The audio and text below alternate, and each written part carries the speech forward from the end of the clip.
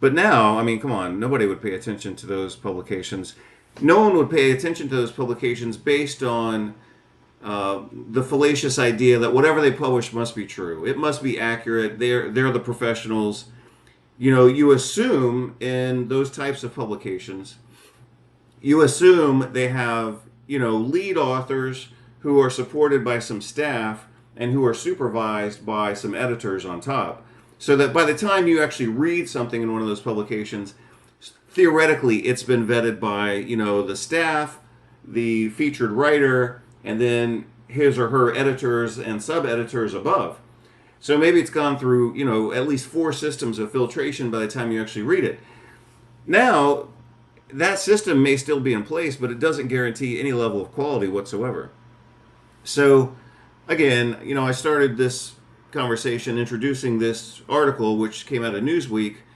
Again, you know, 20 years ago, we may have assumed that it was true, or at least some people would have assumed it's true. But now, you know, it's something someone wrote. Someone wrote this.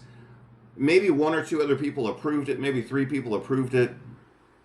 So it went through a writing process of unknown quality and then an approval process of unknown quality. And here it is. But let's look at it. It's gotten some conversation in social media. And let's at least look at it, not from the perspective of endorsing it, but as an exercise, because you know that I like to do critical appraisal exercises. So let's do this one. So it's time for the scientific community to admit we were wrong about COVID and it cost lives. I mean, that's horrible writing. That's horrible writing. But let's just go with it because obviously we can't change it. So, I mean, this is just horrible grammar. I mean, it's a run-on sentence. At the very least, it's a run-on sentence, which is sloppy.